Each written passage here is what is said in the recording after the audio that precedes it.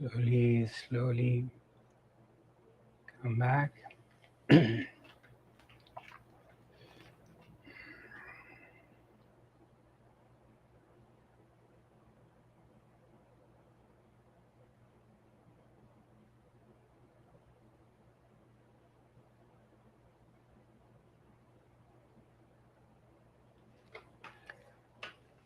The more you are quiet, the more you see everything. One moment, I'm just messed up.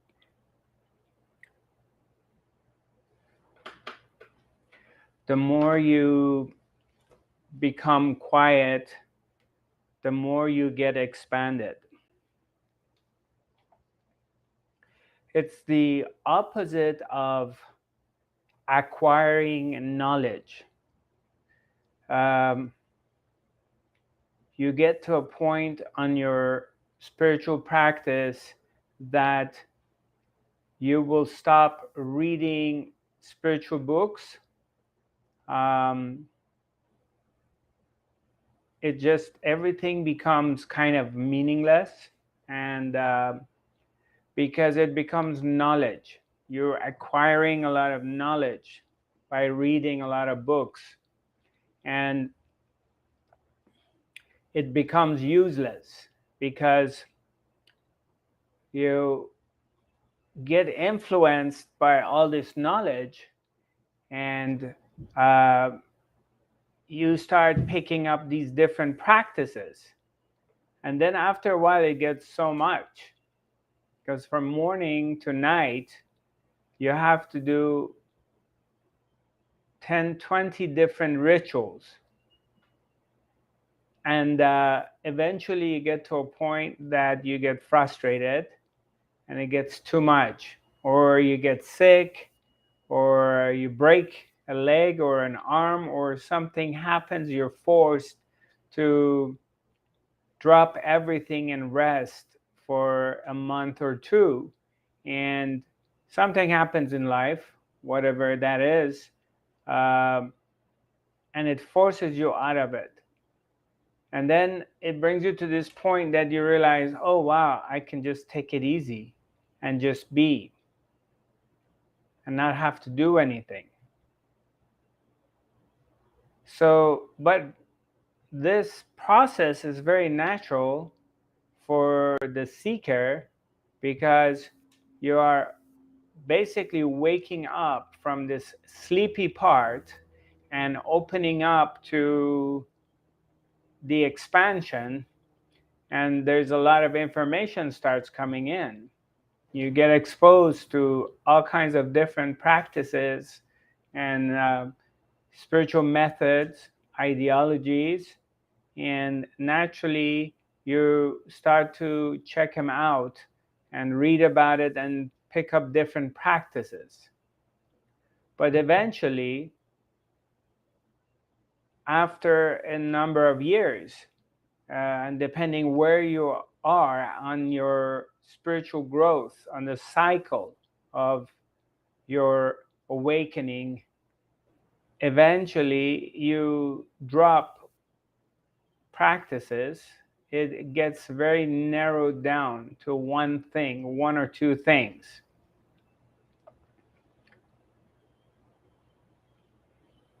So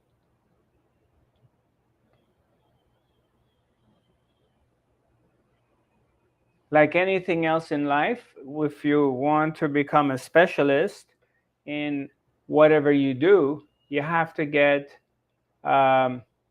very focused on that which you want to become a specialist.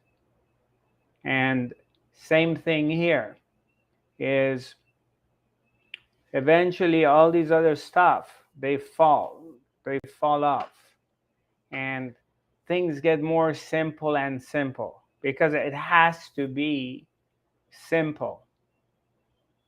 Otherwise it's too mindy. If you have to keep thinking about a particular way that you need to be on your spiritual practice, so that's mindy. That activates the mind. So you're thinking about this is how I should be, rather than simply falling into your natural state of being. And with your spiritual practice, it has to be the same way. It has to be very natural and easy to fall into it, and without really putting a lot of effort. In the beginning, you may have to pay attention, bring your attention to it, but eventually, if you're on the right path, that will come to you very naturally.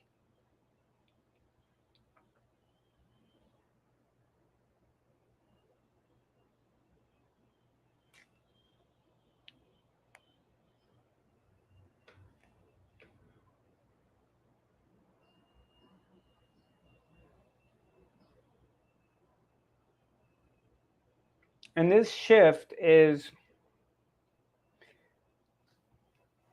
a natural transition from the head to the heart that happens, that naturally, through this evolution of your expansion, your consciousness, your awakening, is a shift will take place. Slowly, slowly, from this place of analytical thinking and always trying to figure everything out, to this point that you have to be in control of everything. You have to know everything. Like whatever it is, you have to know. And this really strong desire or sense that you have to figure everything out all the time, otherwise you are not in control. This sense starts to shift. Just 1 second, I want to make sure that we have audio on. Yeah, we do.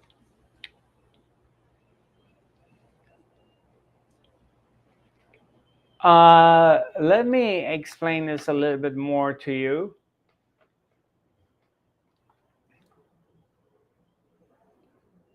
There is this feeling that you're not there. There's a feeling like you are not getting it, or you're not spiritual enough, or that's not enough. You need to go deeper. So there's this feeling. And a lot of people have it. They're not going deeper in their spiritual understanding.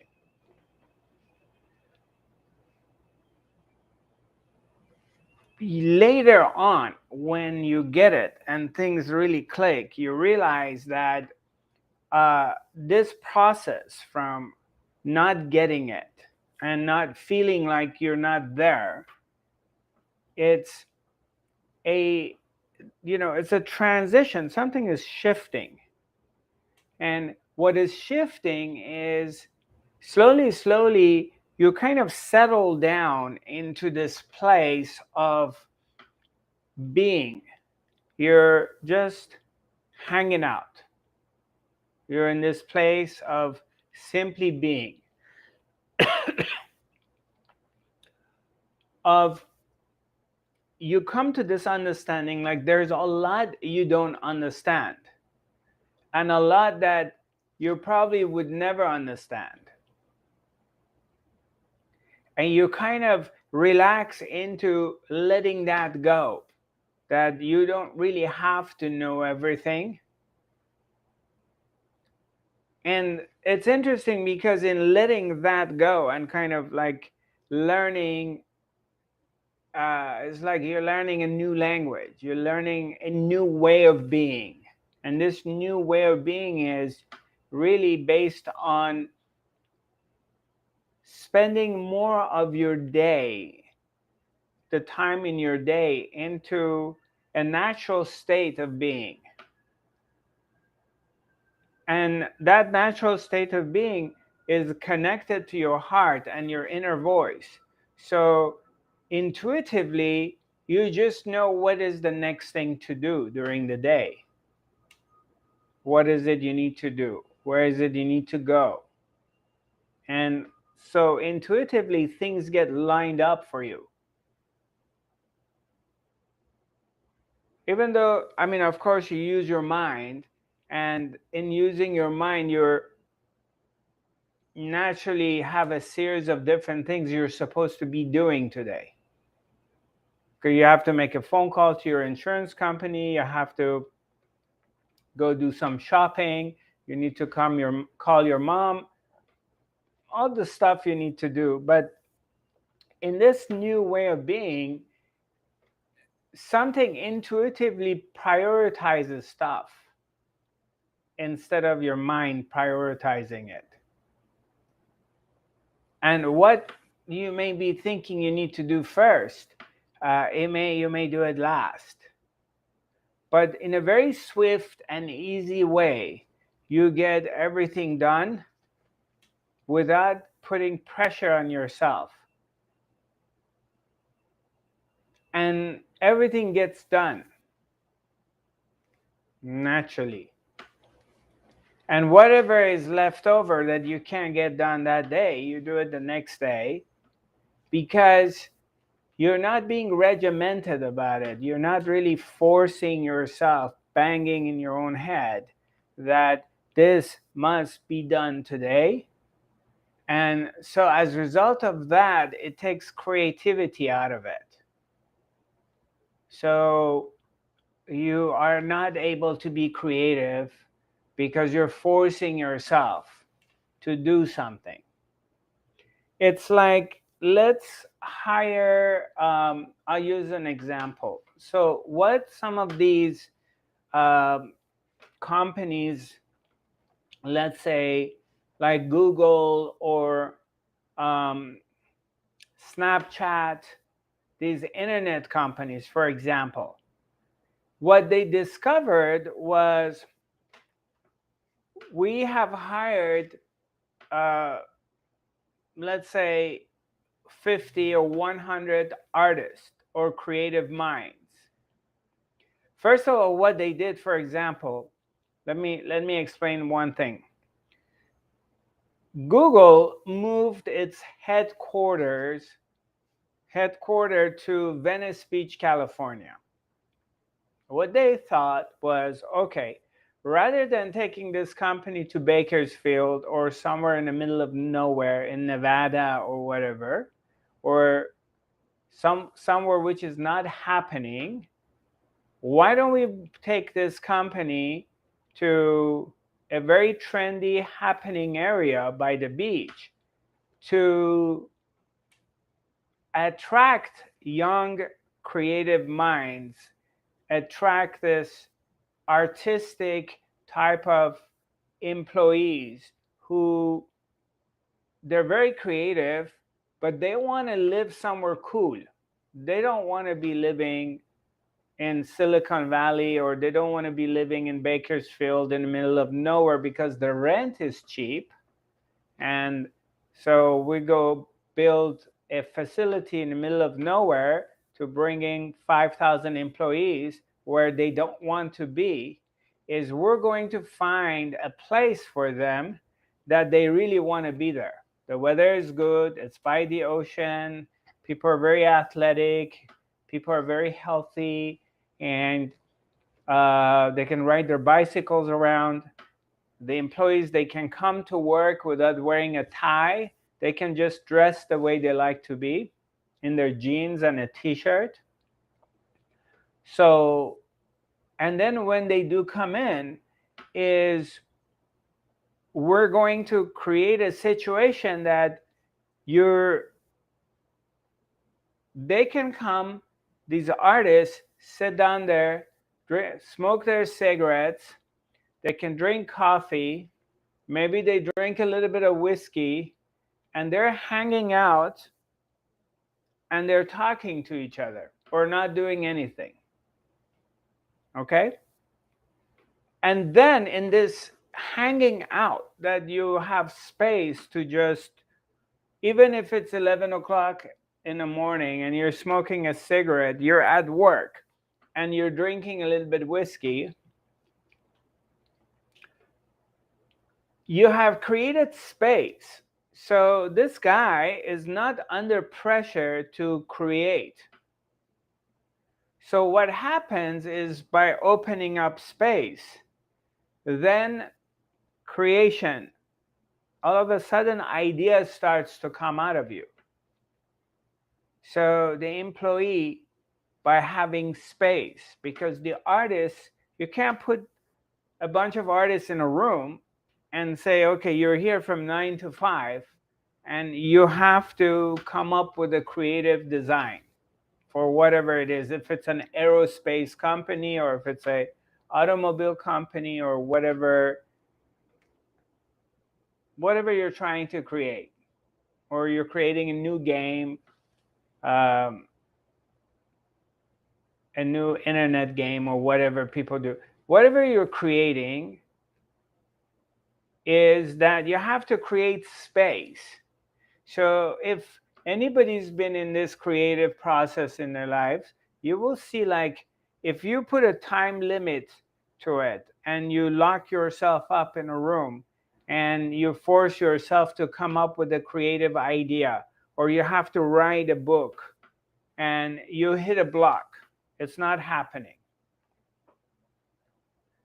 But if you give space to the person and allow them to just hang out without pressure, then the creative idea starts to flow. Does it make sense? Are you with me? Yeah? Good.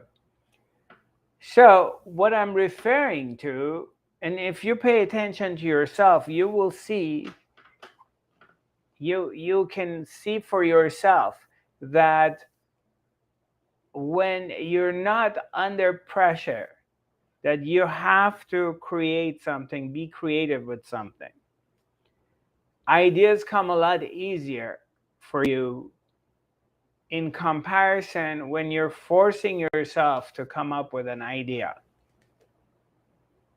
And the same thing is with your spirituality. The same thing regarding falling into this space, this place of being, in this transition from the head to the heart.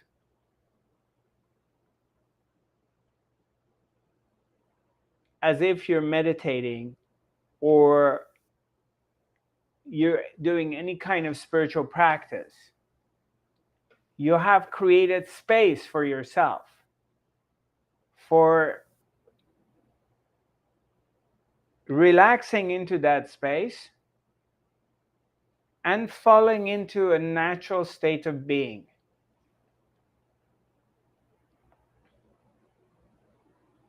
And quite often, when you're in that space, there is no thoughts coming for you saying that I'm stuck.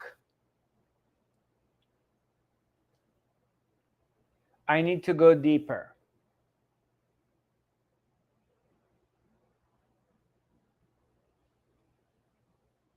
Because in the absence of your thinking mind, in the absence of your analytical mind, that you need to go somewhere, you need to get somewhere, you have to go deeper.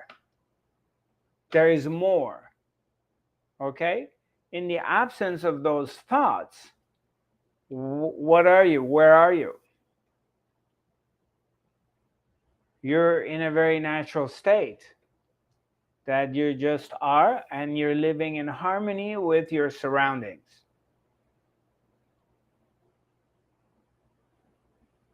And everything flows.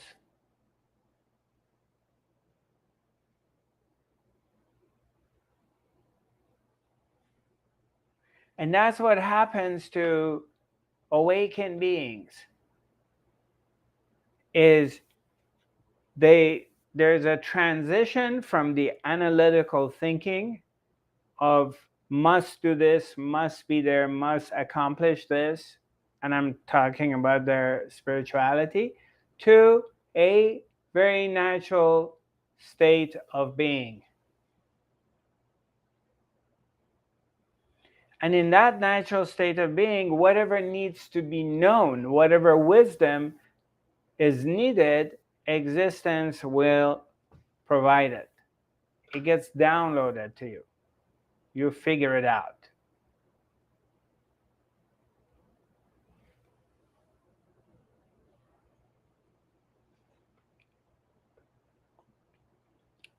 Anybody has any questions?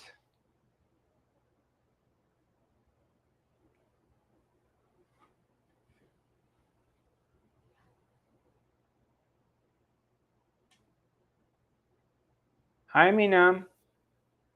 Welcome back. Long time no see. How are you doing?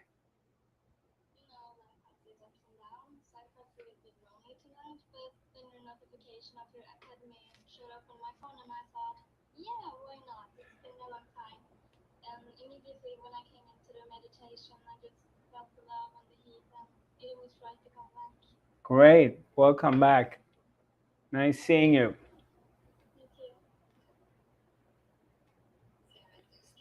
Hi. Hello. Yeah, Julie, can you talk a little bit louder? Because for some reason my speaker is very low today. And let me see, just one moment, if I, yeah. Trying to check why. Okay. Yeah, go ahead.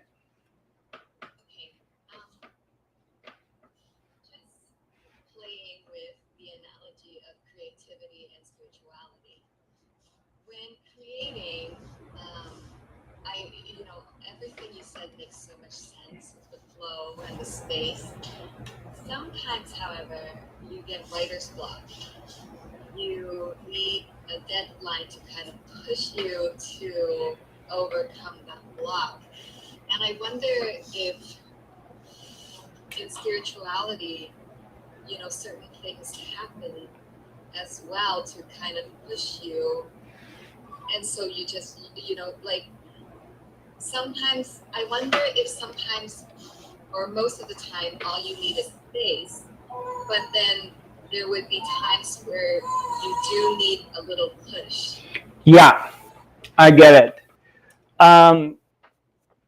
I personally do a lot better when I have deadlines for my work and things I need to accomplish.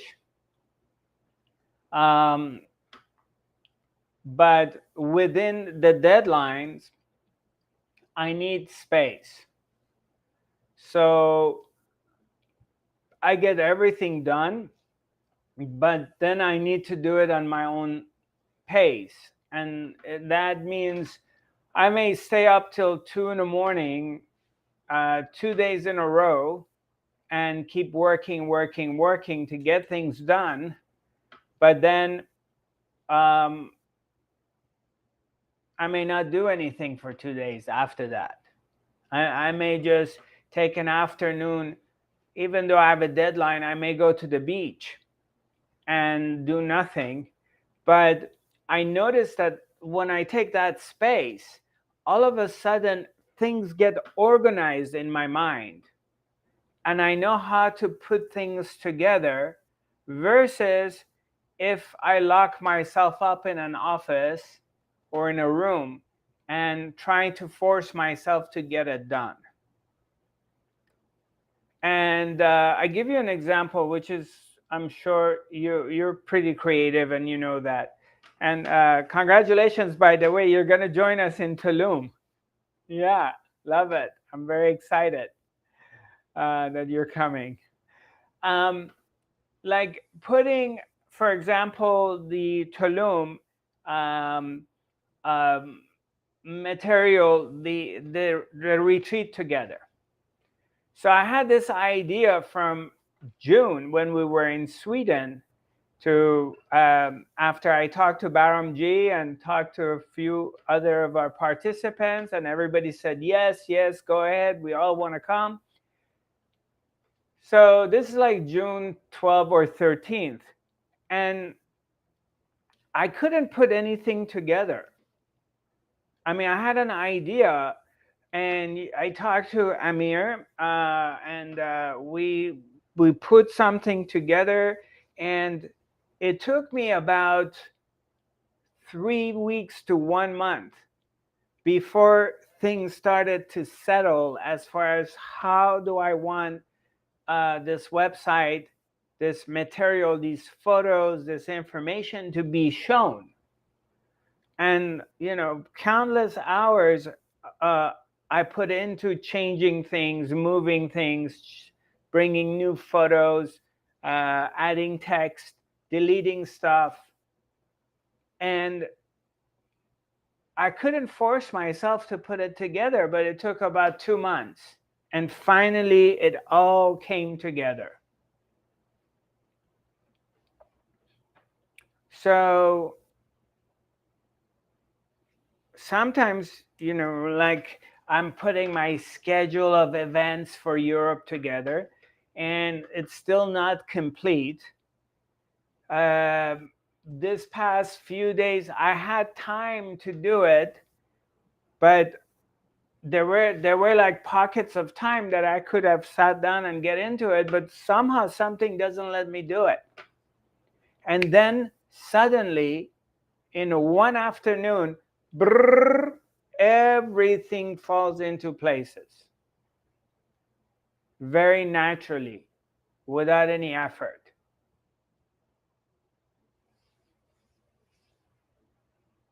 So that's been my experience. Now I'll give you an example. Um, when my dad was like, if I'm dealing with my brother, or I'm dealing with my mom or my dad, for example, my dad's gone, and the way they think, let's say something comes up. Let's say there is a letter came from Social Security office this morning, and they're requiring us to fill this out and send it back. And you have like 2 weeks to do it. And the letter comes, and my dad will call me, for example. Hey, hello, my son, this letter from Social Security arrived, and I need you to come here today and answer it and mail it. And I go, Dad, I don't have to mail it, answer it today. Let's just wait for a day or two. I will come up there. Same day in the afternoon, I get another phone call from him. Then I get a phone call in the evening. Then I get a phone call in the morning the next day, to a point that it's driving me crazy. And I'm like, fine. Okay, I'm going to drive for 1 hour, come over here to take care of this and get rid of it, so I don't have to get 3 phone calls a day from him. Because the mind is like, even though they have like 2 weeks or 3 weeks to answering, it's just the letter. They have to fill up some blanks and mail it back. But the mind gets really focused on it, and it keeps coming back for them that this has to be done right now. And something starts eating them up and make them become kooky and really like having OCD. And until this is done, they cannot relax. So it creates a lot of contraction, because I get 3 phone calls a day from my dad, for example, or my mom, that this needs to be done, this needs to be done, and makes me naturally resist it, because somebody's telling me what to do and they're putting me under pressure. And a part of me doesn't want to do it, because I want to do it with my own flow. And it's interesting because I always get everything done, but I may just get it done in the last minute, but it gets done. When I just allow myself to naturally do things. I may push it until last day, but I get it done. But then when I have to do something with someone else that they're very much in their head, then they start creating tension. And that tension by itself contracts things. So all of a sudden, you're in a contracted place that you are not thinking clearly. So because you're under pressure that you need to get this done. Someone's on top of you, get this done, get this done, get this done. So it takes the creativity out of it.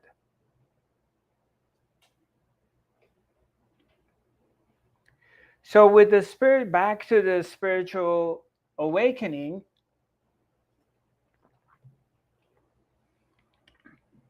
what happens, there's this, first of all, there's a lot of information out there because of the internet, and there's a lot of pressure on the spiritual seeker because you think in your head you have to do these rituals. So, for example, I'm going to give you some examples. Let's say you are interested in one of the teachers is talking about thinking positive. And by thinking positive, you can attract, which is a very great selling thing right now. This is the hottest item in the spiritual market right now. Positive thinking. So by positive thinking, you're going to manifest and attract the things that you want, right? Isn't that what they talk about all the time? This is what's happening right now.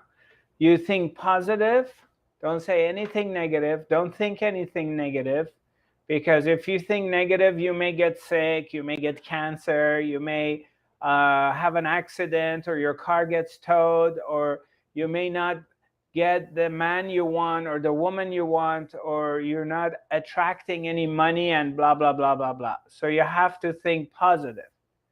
Okay, so that puts a lot of stress on a spiritual seeker because the entire time you constantly have to think positive.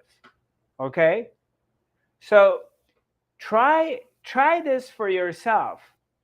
Try to think positive or think of something, and naturally you're going to be thinking about the opposite part of it too, because you cannot think positive without thinking negative. The entire time you're trying to avoid thinking negatively, right? So by trying not to think negatively, your attention comes on the negative stuff because you're supposed to think positive.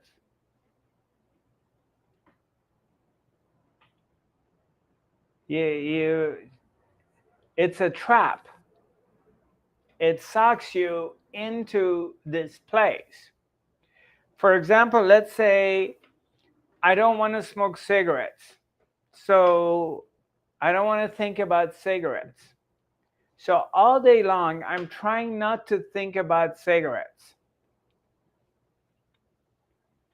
Well, your attention is on cigarettes. So it works the opposite.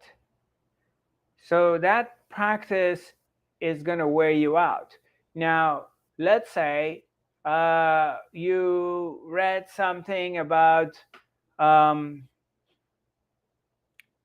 okay, I'm learning about tarot cards or crystals, or I'm supposed to be, the full moon is very important.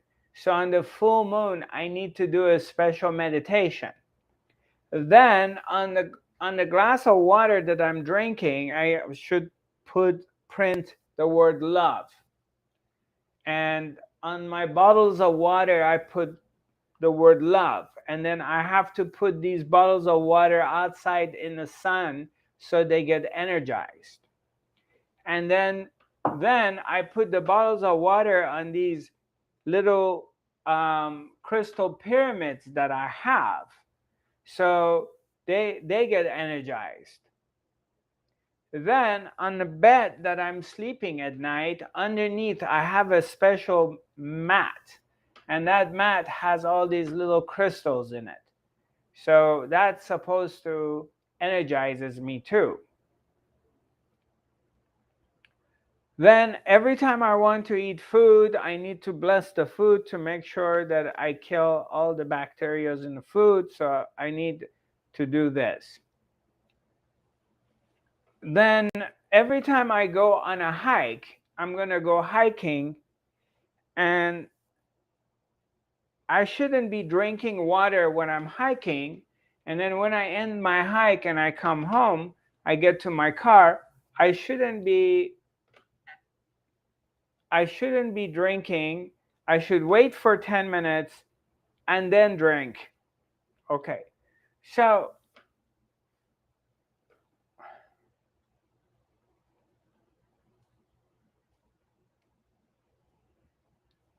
how many of you have done a lot of different spiritual practices, whether it's from whatever tradition it is?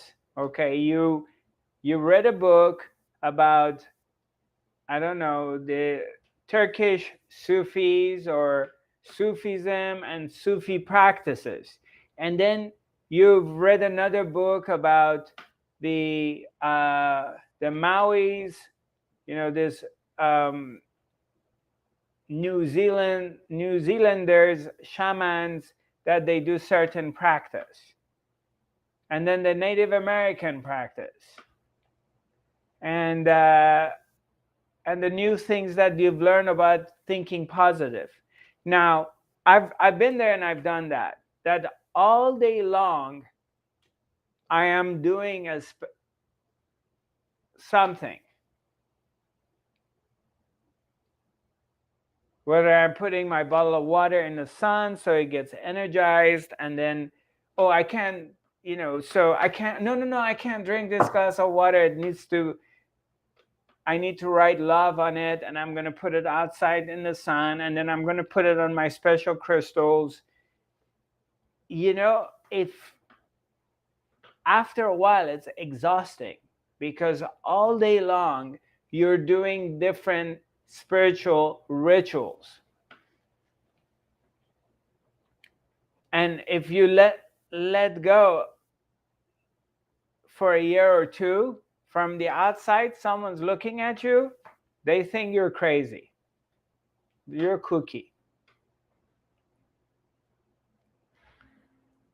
The normal people, they view you as you're crazy.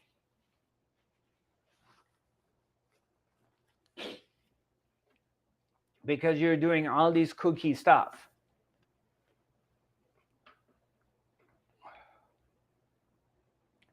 Eventually, through your awakening, this shift happens from this place that you're thinking that you need to go deeper. This is a thought. I need to go deeper. So I need to do all these jumping jacks. I need to do all these spiritual practices to help me go deeper. Versus learning how to hang out in here and now. How to naturally be. Which is different than your neighbor or your sister. Your sister or your neighbor doesn't know anything about the spiritual world and doesn't know observing, self-observation, self-awareness. Doesn't know about how to observe her mind or her feelings or her body. Doesn't know that. You have come to realize that. You have come to self-observation, to the power of witnessing. So there's a difference. But you're both being. You know, this is like the old saying of, there's this in Zen Buddhism, they talk about, there's this guy who chops the wood and carries the water. He lives in the woods with his family. So he's chopping the wood and then he carries the water. Then the master comes, the spirit comes, and he drops what he's doing and he goes on a journey of self-realization for, let's say, 7 years. So he leaves his family, he goes on this journey of self-realization, and he realizes himself, and he goes through all these spiritual practices of renunciation, renouncing pleasures, fasting, torturing himself, meditation, depriving his body from food, depriving his body from sleep, depriving his body from having sex, doing all these things. And then he, after a number of years, he realizes himself. So he goes back to his family, to his wife and kids, and he goes back into, sorry, something happened. Sorry, I don't know what happened.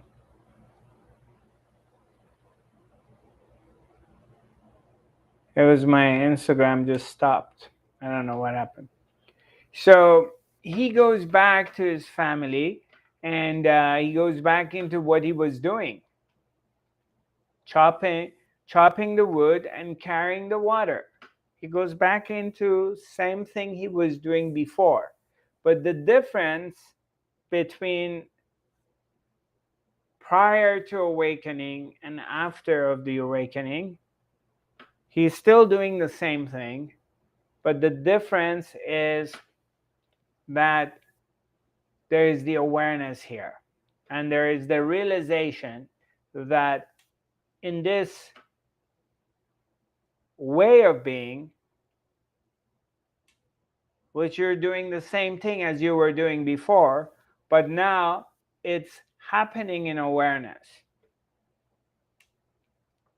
and it's happening very smoothly, and there's no thoughts that I need to go deeper in my spirituality, I'm not good enough, and I can just simply be.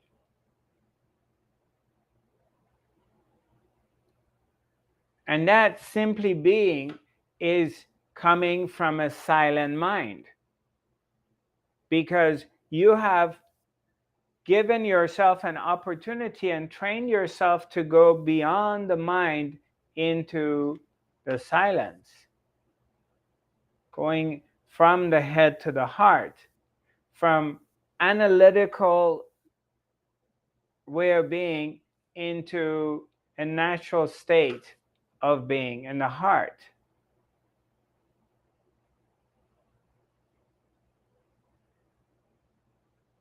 And in a very magical and amazing way, everything comes to you. You can try that for a day or two or a week. Just don't give in to your mind, and drop whatever spiritual practice, all these little stuff you're doing. Just give yourself space.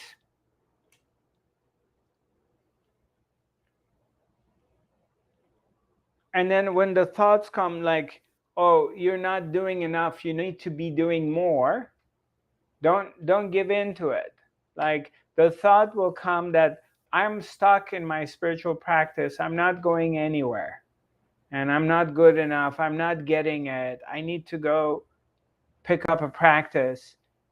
Give up those thoughts and kind of hang out in here and now, whatever here and now is, without judging yourself or beating yourself up that you need to be somewhere else and do something else. And then just see the quality of your life, what happens. See the difference. All of a sudden, space opens up.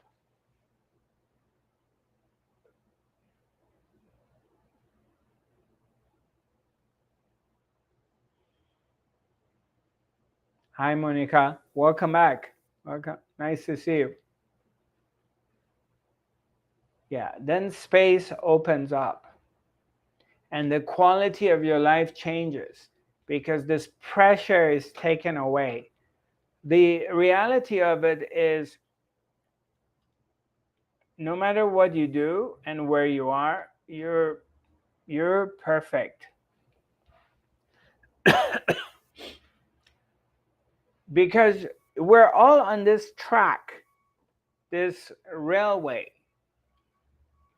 And that which runs the show, the energy of life that has brought us all on this path. We all come together and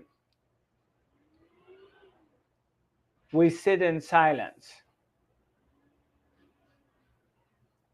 We're kind of like you're disconnecting from the world of blah blah blah. So you're giving yourself an opportunity to just hang out.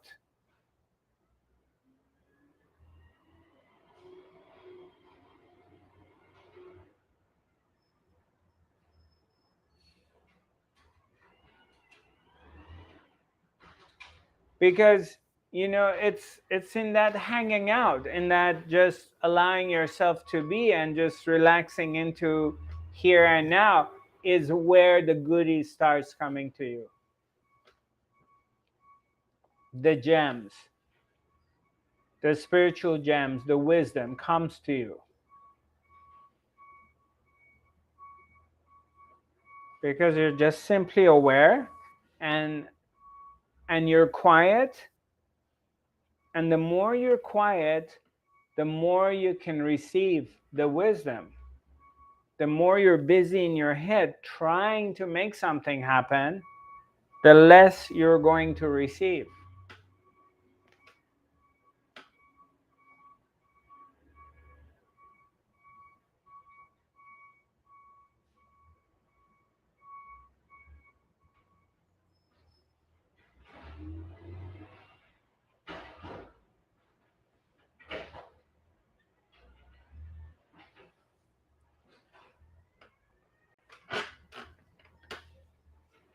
Any questions or comments?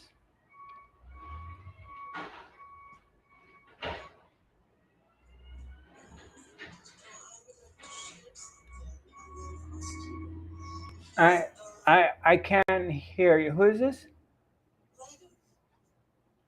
Yeah, yeah. Somehow, let me just see if there is something wrong in my setting because I can barely hear you. Let me check to see what's going on here.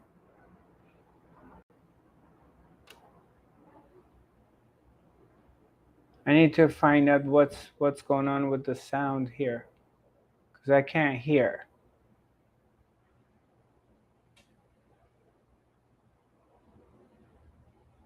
Okay, say something, please. Yeah, I just said that I would like to share something and then ask you about it. Do you hear me? No, hold on a second. Okay, say it again. I would like to share something and Yeah. then ask you about it. Oh, okay.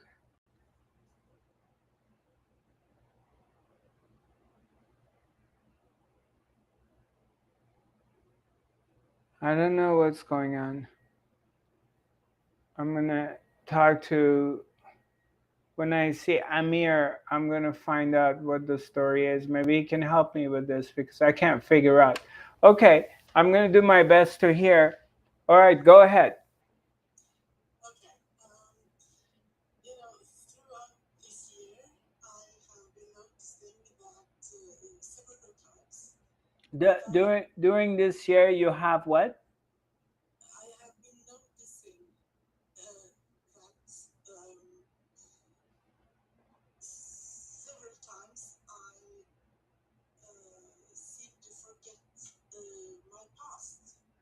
Several times you have forgotten your past. Yeah, and it wasn't an epiphany or an aha moment.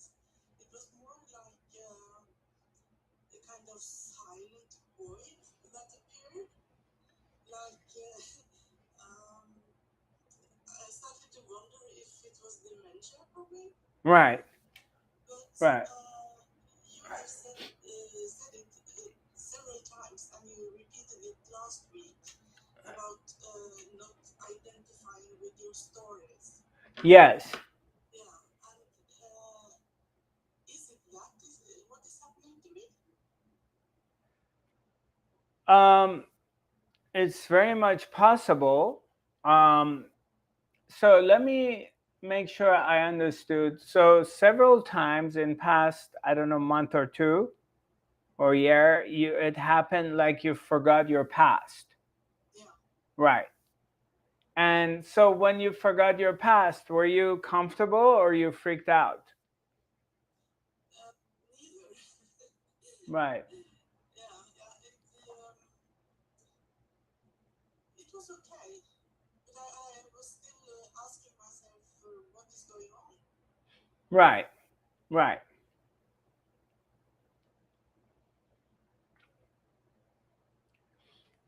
I mean, in a way, I mean it's amazing because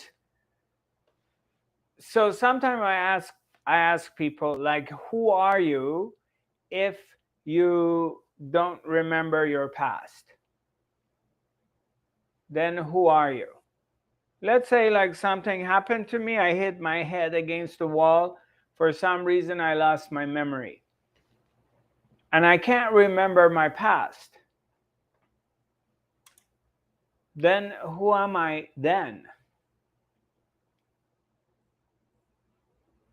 So in a way it's a blessing, and it's an opportunity to get a glimpse of simply being in this place that you don't remember your past. And are you less? Are you less of a person? Are you more of a person? Are you less spiritual, more spiritual? Are you not aware anymore? It kind of seems like existence is giving you a new beginning of entering into a new phase of not have to carry all these stuff of the old with you, and be like a newborn, be like a child and experience life from this place. Everything becomes fresh. It's very nice. I Yeah, like it's very this nice. commotion. Yes. Yeah, Yeah. Yeah. Thanks for sharing. you're welcome. Thank you. I just want to thank you for the reminder that we don't need to stress. Just be in the flow and everything will come to you. Yeah, I mean, sometimes naturally stress happens. It's a natural part of our existence that sometimes stress happens. You stress. Yes, of course. Yeah. But in awareness, when you come to this understanding,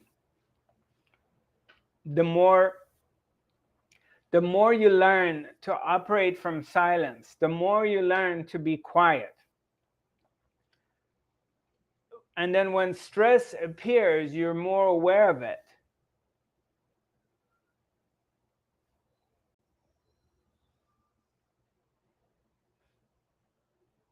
There's an awareness like the stress is here. So when you respond to it and you're operating, uh, it's not being a robot anymore. See, if you pay attention most of the day, most of the things we do and the way we react to things are robotic. It's like a machine. And when that is the case, you're easily being manipulated by the outside factors. And that's how, for thousands of years, human beings been manipulated. They've sent armies of nations into religious wars or different wars. Because, I mean, if you're going to wage a war and you're a king or you're the president or you're a leader of a country, if people don't follow you, there can't be any wars. So they have to follow you.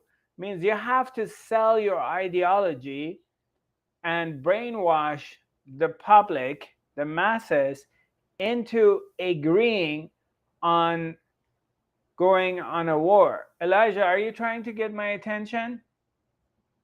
Hello, Elijah, are you there? No. Okay. Yeah, I just want to say something. Yeah, let me finish this part and then you're welcome to, okay? Okay. Yeah. So that's how we've been manipulated, basically, because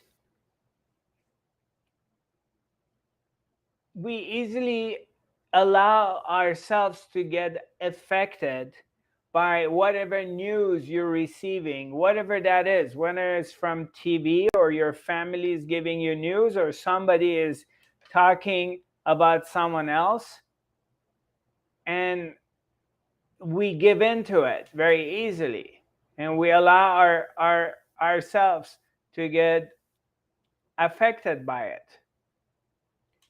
When you come to self-realization, when you come to self-awareness, you come to this place of having the power of observation, and you're hearing some news, and then that news, that stories you're hearing is creating some emotions inside you. And when you become aware, you don't react. You're simply aware that there's emotions rising inside you. You're getting angry, you're getting prejudiced, you want to go out there and fight for your religion or your country, but you don't react to it.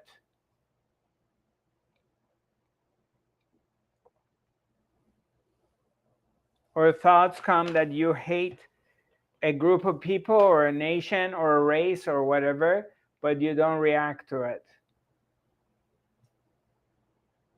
So that only comes when you've worked on yourself and you have become aware.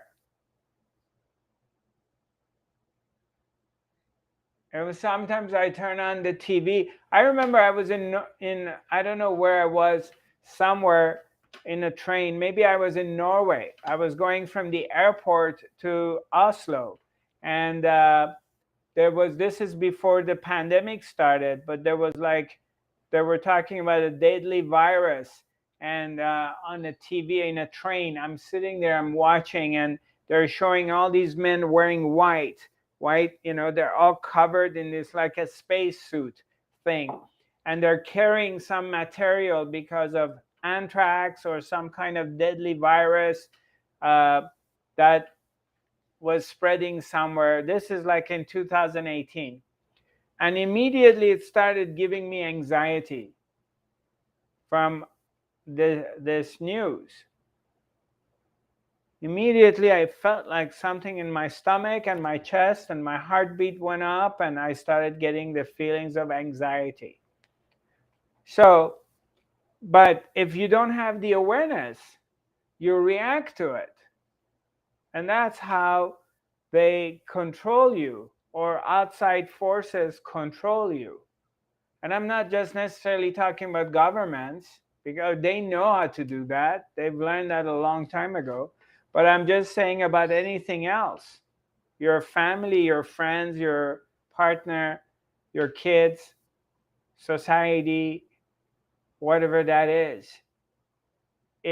when the awareness is not there, you're always reacting to these outside stimulations, whatever they are, and you're not aware of it. But when your mind becomes quiet and you've become self-observant,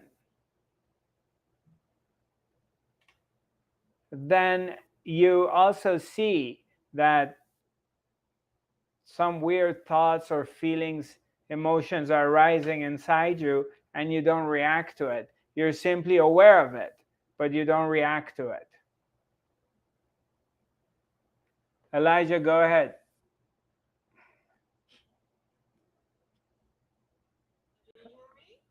You got to talk a bit louder because I have a hard time hearing. Something's wrong with my. Excuse me. Go ahead. Yeah, I remember when I first met you personally in Poland. Uh-huh. Can you hear me? Yeah, when the first time you met me in Poland, right? Yeah. Then you told me you will be able to not be manipulated. No one will be able to manipulate you. You said this to me, right? Okay. Yeah. And the thing is that now I see this web, and I see this signals, and this like how we try to manipulate each other, right? So I see this, and now when I see it and I know it, I'm aware of it. It's like I'm free. I have this knowing and awareness that no one can manipulate me. Right. Right. I'm free. No one has the right to. Let me repeat what you said, so because I don't think our other participants can hear you. Did you hear her? Anyone? Or you guys can, oh, maybe you can hear her better than I do. Something's definitely wrong with my speaker. Right. Yeah, exactly. When, go ahead. Also, it's like it's also with your all the sweet ones. It's like this, like everyone is sending these signals and trying to run each other unconsciously, and some they do it consciously. I'm free of it, and Right. it's kind of weird to experiencing it. Yeah. It's like everything is totally shifted. Everything is totally different, and at the same time, it's like the same. It's just that everything is perfect the way it is, however it is. Yeah, exactly. Back to what we were talking about is the shift is subtle.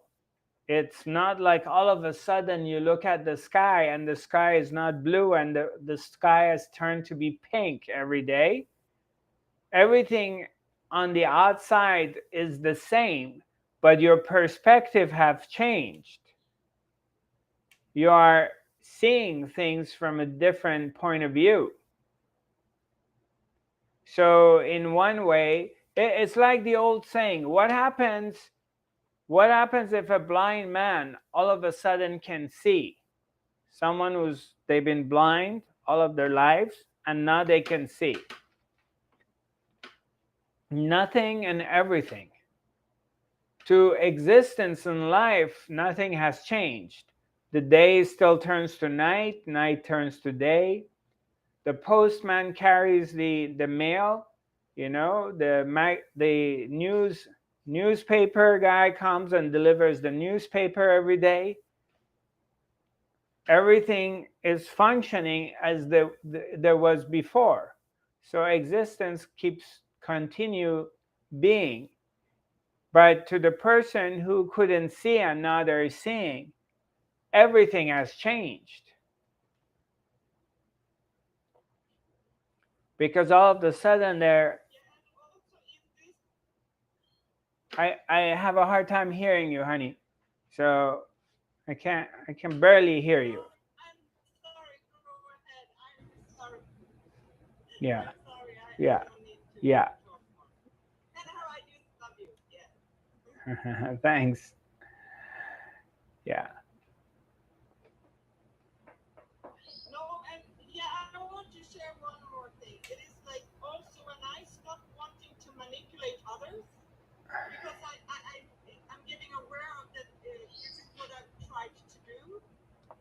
Manipulate to get things right. When I stop doing it, then all of a sudden it is like it's like everything just becomes like things just start happening. It's like I, sweetheart, I can't hear you. So I'm sorry, I can't really hear you. So let's talk about this next time. So when I get this fixed.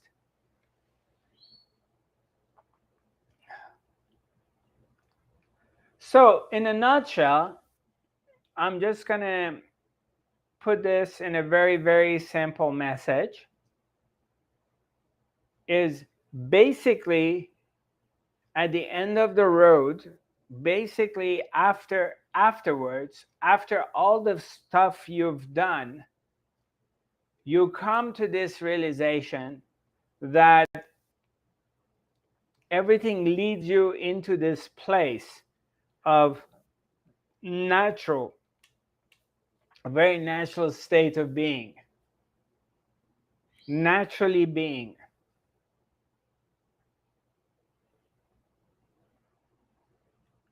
And in that naturally being, everything comes to you. Everything lines up rather than being in your head of you have to do all these spiritual practices. I got to do this, I got to do that, da, da, da, da, da, because it's exhausting. But if you are doing it and you have to go through it, that's also a part of the path that you had to do it. But then you, again, at the end of the day, everything shifts from the head to the heart. If doing needs to be done, you will still do it. Sometimes you have to take care of 50 different things, or you got a plan or a project that you need to finish it and you're doing stuff. We're not saying that you're not going to be doing things, but it comes from a different space. It's not coming from the head, it comes from the heart. And everything gets accomplished perfectly.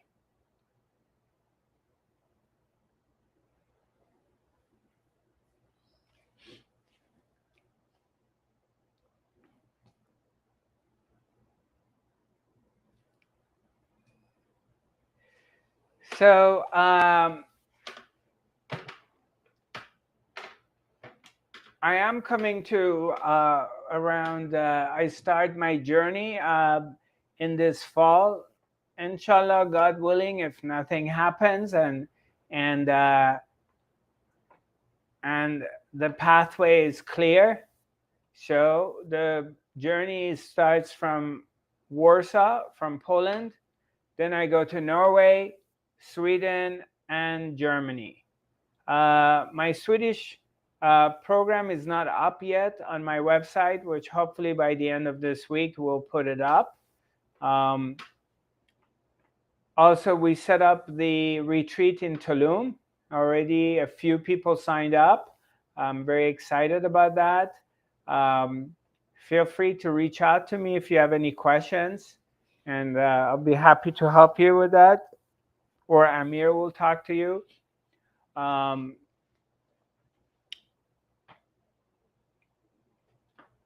Basically, it. My social media pages are Zarathustra 5D. Our website is zarathustra.tv. And my email address is info@zarathustra.tv. If you don't have any more comments or questions, I think we're done for today.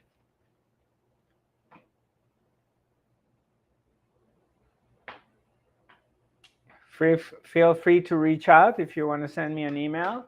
That's the best way to communicate with me. info@zarathustra.tv. Other than that, I think we're done.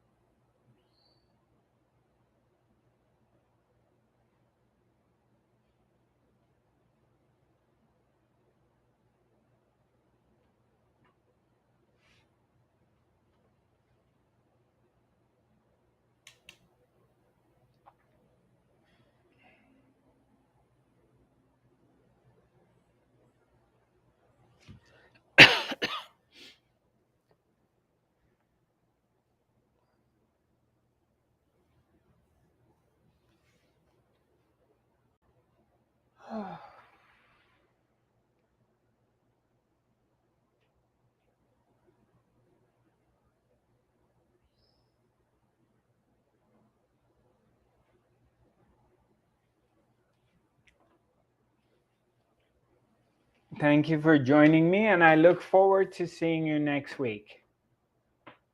Namaste.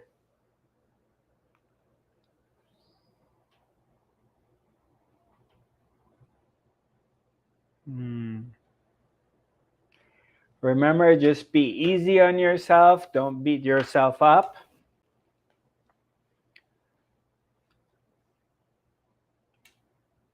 Be aware of your thoughts going through your mind, telling you you're not good enough, you're not pretty, you're not smart. All these things come up all the time for everybody. That you're a failure, you're an idiot, you're ugly, you're da da da da. All these thoughts come for you. Just be aware of it when it does come. We're not talking about switching it with positive thinking. We're just talking about simply being aware that thoughts do come, they're self blame, and they're just thoughts. That's all they are. Or maybe an emotion comes that you're not good enough, you're not smart enough, you're dumb, you're not spiritual enough, blah, blah, blah. Identify it in that moment. Realize that this is just a thought or is a feeling, and it means nothing. There's no difference between the thought that I'm not pretty enough, or I am dumb, or I'm not good enough, and a thought that I feel like having a cup of tea, or I want to go and get ice cream. They're both thoughts. Or look at me, I'm just like so much more smarter than other people. That's another thought too.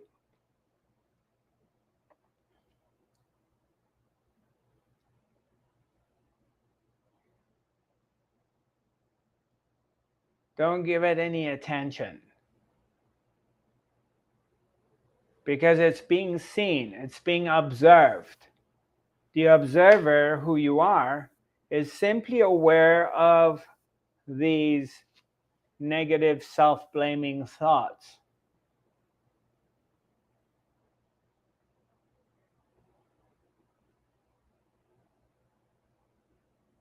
And it's an old pattern. This is something that we've been conditioned, and We all go through it. Self-blame, self-hate.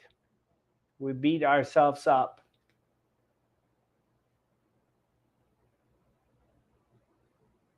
And what it does is you don't see the beauty which is within yourself.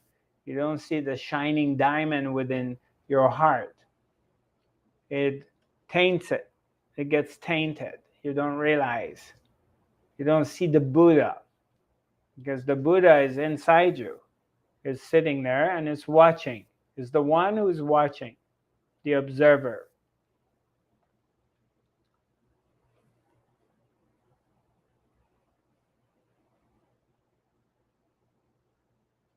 And it doesn't matter how many spiritual rituals you're doing or you don't do, the fact that the observer remains the observer. It's still the ability to observe, the ability of observing your thoughts, the ability of observing your emotions, and the ability of observing your body. It's changing.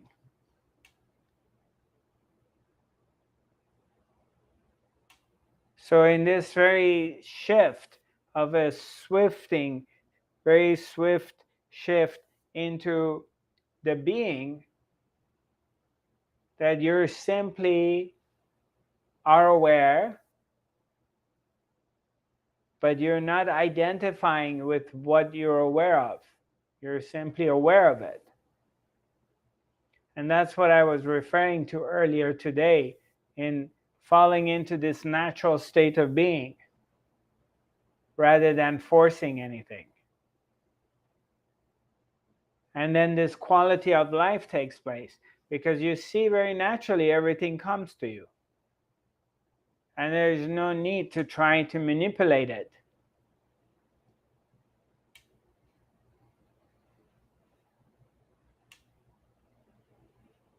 And creation will manifest for you.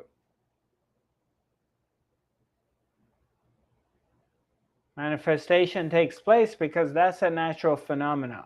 Whatever you need will come to you. You don't need to be out there and try to make it happen all the time. It will come to you.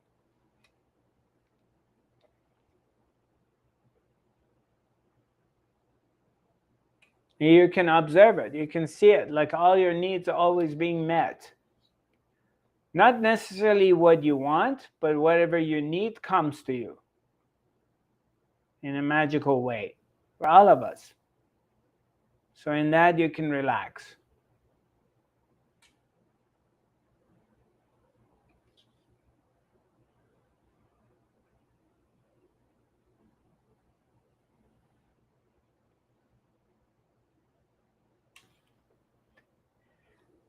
All right, nice seeing you all. Love you, sending you lots of love, and I look forward to communicating with you soon.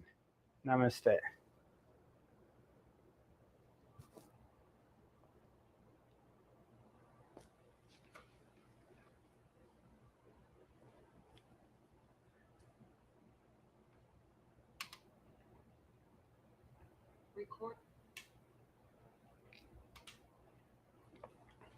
Thank you very much, my brothers, sisters, and look forward to seeing you next week.